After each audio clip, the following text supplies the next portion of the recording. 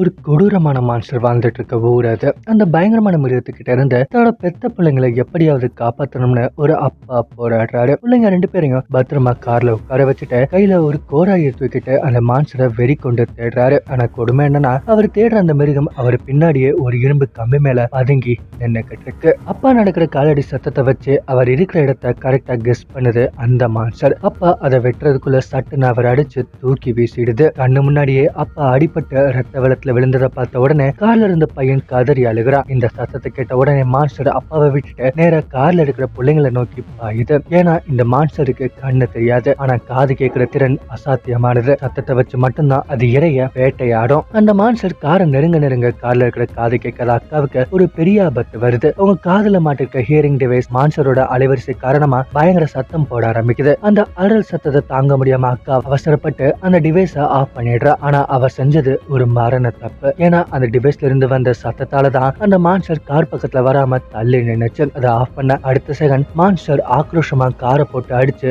நொறுக்க ஆரம்பிக்குது. காரம் உடையுது. பிள்ளைங்க உசுருக்கு ஆபத்து. இது தூரத்துல இருந்து பார்த்துட்டு இருந்த அப்பாக்கு பிள்ளைங்களை காப்பாத்த வேற வழியே தெரியல. மரண விளிம்புல நின்னுக்கிட்டு சைகையாலேயே தன் பொண்ணுகிட்ட நான் எப்போதுமே உங்க கூட தான் இருப்பேன், கவலைப்படாதீங்க அப்படின்னு சொல்லிட்டு அந்த மான்ஸ்டரோட கவனத்தை திருப்ப தன் மொத்த தொண்டையும் கிளிற அளவுக்கு பயங்கரமா கத்துறாரு. அவ்வளவுதான், சத்தம் அந்த திசையை நோக்கி பாய்ஞ்ச மான்ஸ்டர் அப்பாவை சட்டுன்னு அடிச்சு கொண்டு போடுது.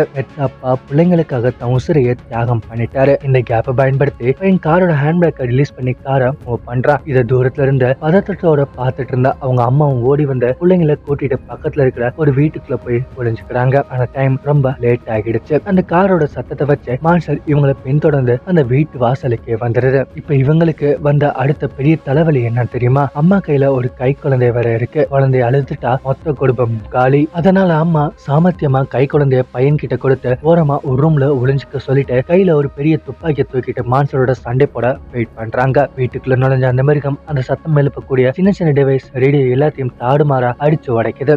எல்லாவற்றையும் முடிச்சுட்டு இவங்க பயத்துல விடுற மூச்சு சத்தத்தை வச்சு கொஞ்சம் கொஞ்சமா இவங்க இருக்கிற இடத்தை நோக்கி நெருங்கி வருது. மரண பயத்துல இருக்கிற அந்த நேரத்துல தான் அந்த பொண்ணு ஒரு முக்கியமான விஷயத்த நோட் பண்றா. அவங்க அப்பா இறக்குறதுக்கு முன்னாடி இந்த மான்ஸ்டர்களை பத்தி ஒரு பெரிய ரிசர்ச் பண்ணி பக்கத்துல இருக்கிற செவத்தை எழுதி வச்சிருக்காரு. அது என்னன்னா, இந்த பொண்ணோட காதல இருக்கிற டிவைஸ்ல இருந்து வர்ற ஹை ஃப்ரீக்வன்சி சத்தத்தை அந்த மான்ஸ்டரால தாங்கிக்கவே முடியாது. இத படிச்ச உடனே பொண்ணுக்கு பொறி தட்டுது. டக்குன்னு அவ காதல் 2 டிவைஸ் ஆன் பண்றா. அவ்வளவுதான், அந்த சத்தத்தை கேட்ட உடனே மான்ஸ்டர் தலைவெடிக்கிற மாதிரி வலி தாங்க முடியாம நிலை கொலிய ஆரம்பிக்குது. அந்த மிருகம் வேற நில போட்ட பயங்கர சத்தத்தால உள்ள தூங்கிட்டு இருந்த சின்ன குழந்தை முழிச்சு அலறி அழுக ஆரம்பிச்சிருச்சு. குழந்தையோட சத்தத்தை கேட்ட உடனே மான்ஸ்டர் வலியை கூட மறந்துட்டு குழந்தைய கொல்ல பாயுது. அப்பதான் அந்த பொண்ணு பக்கத்துல ஒரு பெரிய ஸ்பீக்கர் மைக் எடுக்கிறத பாக்குறா. சற்று யோசிக்காம மைக் ஆன் பண்ணிட்டு தன் காது டிவைஸை கழட்டி மைக் ஸ்பீக்கர் பக்கத்துல வச்சிடுறா. அவ்வளவுதான், காதை கிளியிற அளவுக்கு எக்கோ ஆகி சத்தம் பயங்கரமா வெடிக்குது. அந்த அல்ட்ரா சவுண்ட் தாங்க முடியாம மான்ஸ்டர் அப்படியே கிடுகிடு மயங்கி கீழே விழுகுது. சோழி முடிஞ்சிச்சுன்னு எல்லாரும் பெருமிச்சு விடுறாங்க. ஆனா அந்த பேய் மிருகம் சும்மா இருக்குமா? மறுபடியும் கண்ணை திறந்து இவங்களை அட்டாக் பண்ண எந்திரிக்குது. இந்த மாதிரி அம்மா சான்ஸே விடல. கையில இருந்த துப்பாக்கியை தூக்கி நேரா அதோட மண்டையிலே டங்குன்னு